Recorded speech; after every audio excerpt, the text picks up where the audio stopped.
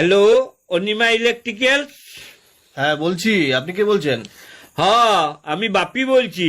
হ্যাঁ বলুন। বলি, মাস কতক আগে আমি একটা ফ্রিজ কিনেছিলাম, তো ওই ফ্রিজটা আমি ফেরত দিয়ে দিব ভাবছি। না, দুঃখিত স্যার, আমরা তো এইভাবে বিক্রিত জিনিসটা ফেরত নিতে পারি না। আপনার কি সমস্যা হচ্ছে বলুন? সমস্যা মানে? গজরটা কেনার পর থেকে সমস্যা আর সমস্যা। কেন, কি হয়েছে? তাহলে শুনুন, প্রথম থেকে আপনাকে বলি যেদিন ফ্রিজটা কিনে নিয়ে এলাম, হুম। তো বলি কি রাখবো। তো আপনারা বলেছিলেন যা রাখবেন টাটকা তাজা থাকবে। তো সেদিন বুঝলেন গিন্নি গরম গরম মুড়ি ভেবেছিল। হুম। তো আমি ওই মুড়ির তিনটাই ফ্রিজের মধ্যে রেখে দিলাম। তো সকালবেলায় বুঝলেন এমন মিয়াইছে যে মানুষের মুখে দিয়া তো দূরের কথা, কুকুরগুলো পর্যন্ত মুখে দেয় না একগিয়া। আরে বাবা, আপনি মুড়ি রাখতে গেলেন কেন? অন্য কিছু খাবার জিনিস রাখতে পারলেন না?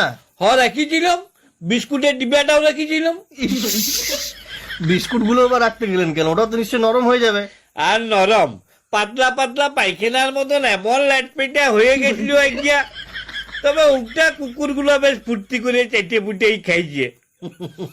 কেন, আপনি ভাত ডাল শাকসবজি কিছু রাখতে পারলেন না? আর ভাতের কথা বলবেন নাই।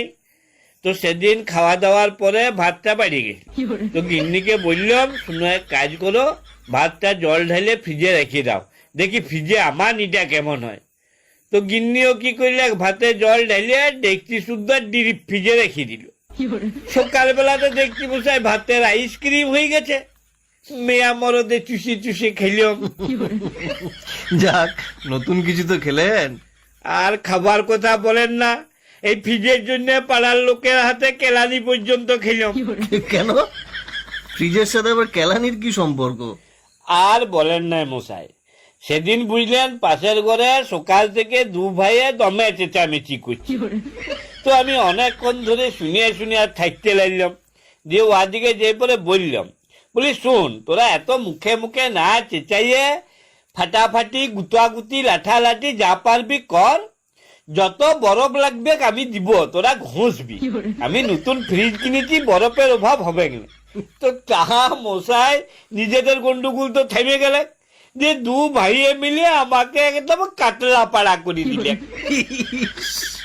আরে, এসব জুট ঝামেলার মধ্যে আপনার থাকার কি দরকার ছিল? বলি, নতুন ফ্রিজ কিনেছি, যদি কিছু লোকের উপকারে লাগে তো লাগুক। তো তা মশাই আজকালকার দিনে যাচ্ছে লোকের উপকার করতে নাই। কিন্তু এটা তো মানবেন যে আপনার গ্যাসের খরচ অনেক কমে গেছে। আর গ্যাসের খরচ কমার কথা বলবেন নাই, ডবল হয়ে গেছে, ডবল। কি করে? এই যে আমার গিন্নি কি করে, কালকে রান্নাটা আজকে করে রাখে, বলে যে গরম গরম রাঁধবো আর খাবো কি, তাইলে ফ্রিজ কিনেছে কিসের জন্য? তো একদিন রান্নার জন্য গ্যাস পুড়ছে, আর তার পরের দিনে গরম করে খাবার জন্য আবার গ্যাস পুড়ছে। আচ্ছা। তবে আপনাদের এই ফ্রিজটার বুঝলেন, আমার ছোট খোকার মতন পেচ্ছাবের দোষ আছে। মানে? আর বলবেন নাই, ওই যে সেদিন রাত্রে বেলায় দমে জল ঝড় বৃষ্টি হইল, যে সারা রাত কারেন্ট ছিল নাই। হ্যাঁ হ্যাঁ হ্যাঁ। তো ভোরবেলায় আমার ঘুমটা ভেঙে গেলে, তো উঠে দেখছি মেজাটা জল সব করছে। তো আমার গিন্নিকে বললাম, বলি হ্যাঁ গো, ছোট খোকা কি মেজাটাতে মুছে দিচ্ছে? তো গিন্নি বললো, ছোট খোকা মেজাই মুছতে যাবে কেন, ও তো বিছানাতেই 3 বার মুছে দিচ্ছে। দিয়ে লাইটটা জ্বেলে দেখছি যে ফ্রিজের তোলা থেকে কলকল জল বেরোচ্ছে। সারা রাত ধরে বাবু মুছেছেন। না, আসলে ব্যাপারটা কি, কারেন্ট ছিল না তো তো ফ্রিজের বরফগুলো গলে জল হয়ে গেছে, সেই জলটা ওভারফ্লো হয়েছে। আচ্ছা, একটা কথা আমাকে বলুন দেখলি, হ্যাঁ। এই ফ্রিজে তো হিমালয় পাহাড়ের মতন গাদা গাদা বরফ জমে কি করে? আসলে ফ্রিজের মধ্যে একটা মেশিন লাগানো থাকে, তার কাজ হচ্ছে ভেতরটাকে ঠান্ডা করা। আর আপনি তো জানেন যে বাতাসের মধ্যে জলকণা ভেসে থাকে, তো ওই জলকণাগুলোকে টেনে ভেতরে বরফের মতো জমিয়ে দেয়।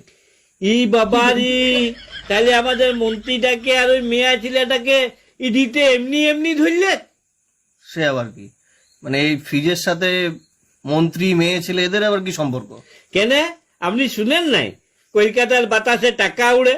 তো নিশ্চয়ই ওদের ফ্ল্যাটে সেরকম কিছু মেশিন ছিল, সেই টাকাগুলোকে টেনে পরে ভিতরে বান্ডিল বান্ডিল জমাই দিয়েছে।